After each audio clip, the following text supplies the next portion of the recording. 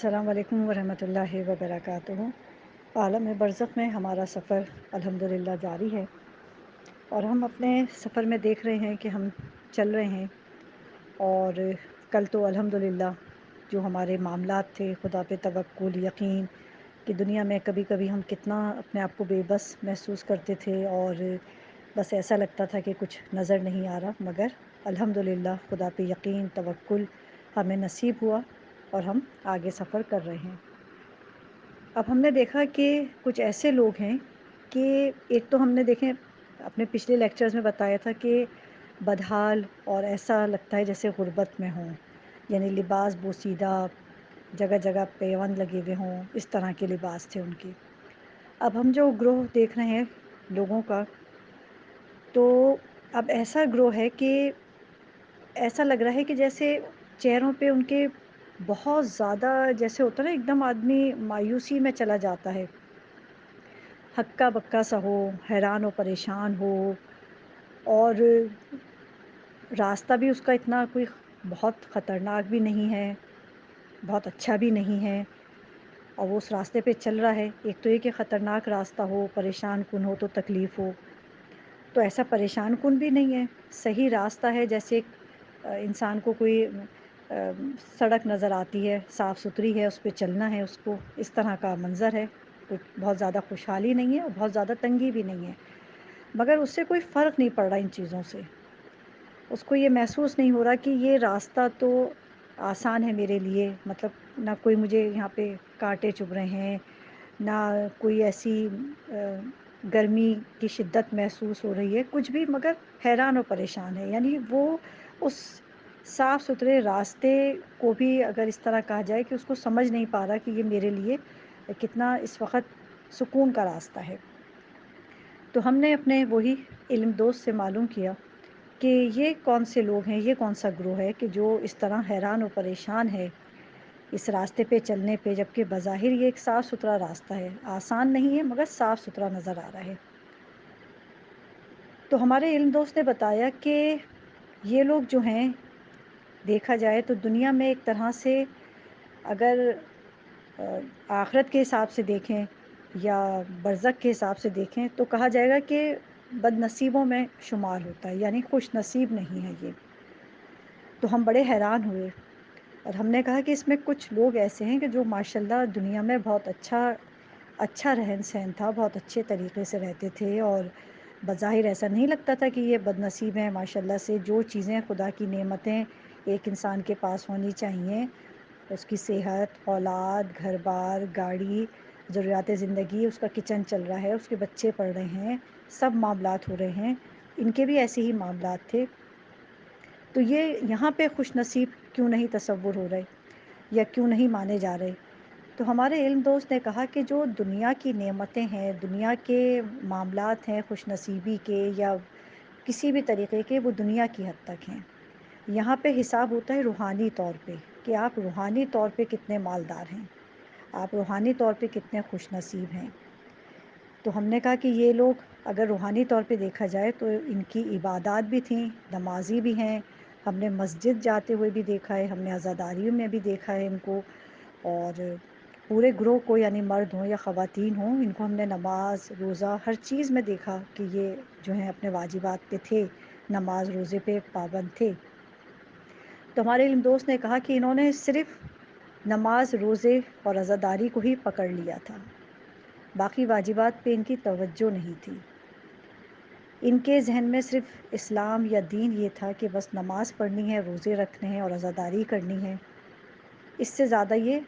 نہیں سمجھ پاتے تھے کہ یہ ان کے لیے خوش قسمتی کی بات نہیں ہے۔ پھر اس نے ہمیں، ہمارے علم دوست نے بتایا کہ اس کو اس طرح سے سمجھو کہ جیسے اس نے ہمیں دکھایا کہ کچھ خواتین کا گروہ ہے، کچھ مرد حضرات کا ہے۔ کہا اس میں کچھ خواتین ایسی ہیں کہ جو شوہر کو پریشان کرتی تھیں پیسے کے حوالے سے، جبکہ انہیں معلوم ہے کہ ان کے شوہر کے جو ہے کیا تنخواہ تھی، کس طرح کے معاملات تھے۔ یہ دوسروں کو دیکھتی تھیں اور شوہر کو بتاتی تھیں، تقاضے کرتی تھیں، صبر اختیار نہیں کرتی تھیں۔ اگر یہ صبر اختیار کرتی تو ان کی خوش نصیبی ہوتی۔ اسی طریقے سے مرد حضرات کہ خواتین کو گھر میں پریشان کرتے تھے، بات بات پہ طعنے دیتے تھے،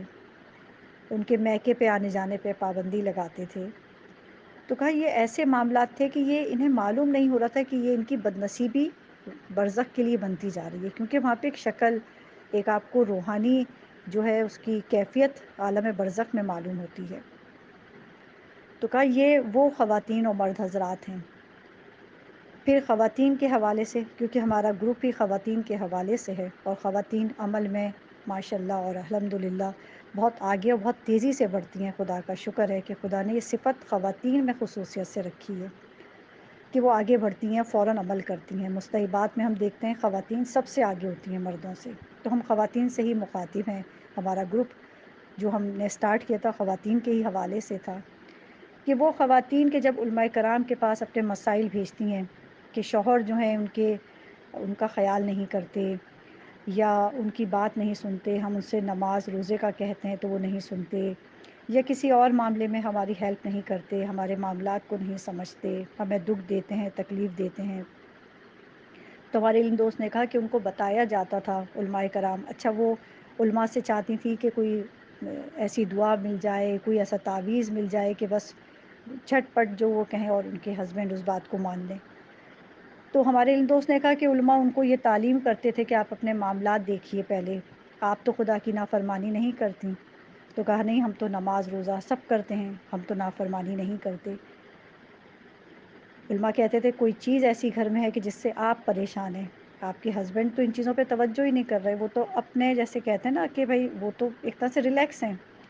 آپ کو اذیت تکلیف ہو رہی ہے ان کی نماز نہ پڑھنے سے، ان کی بے راہ روی سے، ان کے دوسرے معاملات۔ اب آج کل تو کہتے ہوئے بھی شرم آتی ہے بہت۔ خدا سب کے گھروں کو محفوظ رکھے، اہل بیت، بی بی سیدہ مولا علی جیسے گھر بن جائیں، بی بی خدیجہ رسول خدا جیسے سب کے گھروں، محبت کے حوالے سے، تربیت،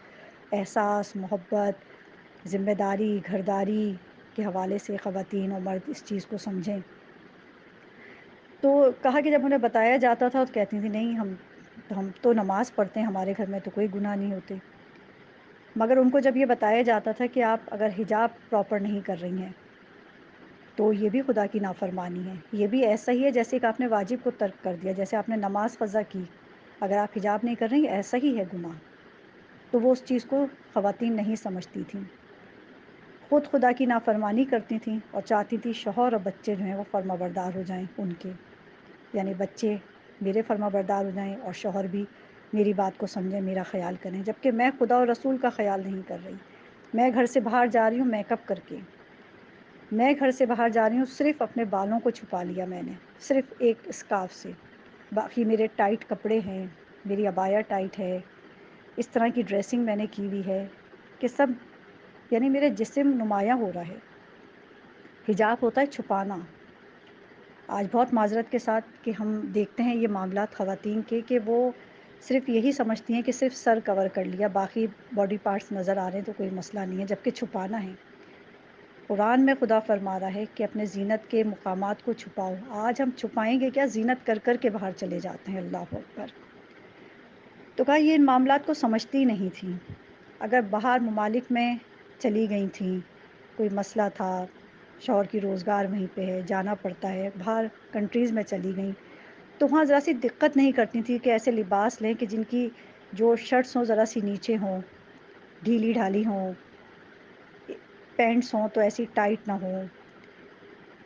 یہ توجہ نہیں، دقت نہیں کرتی تھیں، اتنی مصروفیت ان کے پاس تھی کہ انہیں یہ احساس نہیں تھا کہ یہ جو ہماری مصروفیت ہے یہ ہماری بدنصیبی بن رہی ہے برزخ کے لیے۔ یہ خدا کے نزدیک میرا حجاب نہیں ہے، یہ میں اپنے آپ کو تسلی دے سکتی ہوں، لسٹ میں آ سکتی ہوں کہ میں حجاب کرتی ہوں، مگر مکمل کامل حجاب نہیں تھا۔ اسی حوالے سے ہمارے علم دوست نے بتایا کہ مرد حضرات جو ہیں ان کے بھی ایسے ہی معاملات تھے، داڑھی نہیں ہے چہرے پہ، عزاداری میں آگے ہیں، مگر مولا حسین کو آئیڈیل بنانے والے مولا علی کو آج ایک کوئی پکچر، کوئی شبیہ کوئی مولا کی ایسی دکھا دیں جس پہ نعوذ باللہ ان کے چہرے پہ داڑھی نہ ہو۔ تو کہا یہ سمجھتے نہیں تھے کہ یہ ان کے عالم برزخ کے لیے بد نصیبی بن رہی ہے، یہ خوش نصیبی نہیں بن رہی۔ تو ہم نے کہا کہ یہ تو بڑے سخت مرحلے ہیں اور کوئی ہم بھی بہت زیادہ جو ہیں ان معاملات میں ہمیں اتنی اویئرنیس نہیں تھی، بہت سے ایسے وقت اور ایسے مواقع تھے کہ ہمیں بھی حجاب کی اتنی زیادہ نہیں سمجھ تھی، ایسے معاملات نہیں تھے۔ تو ہمارے علم دوست نے عمل سے کہا کہ اب تم بتاؤ کہ تم نے ان کے ساتھ اس وقت کیا رہنمائی کی تھی، ان کا کس طرح ساتھ دیا۔ تو ہمارے عمل دوست نے کہا کہ کیونکہ تم عشاء کی نماز میں، عشاء کی واجب نماز میں پہلی رکعت میں سورہ الحمد کے بعد سورہ قل یا ایھا الکافرون پڑھتی تھیں،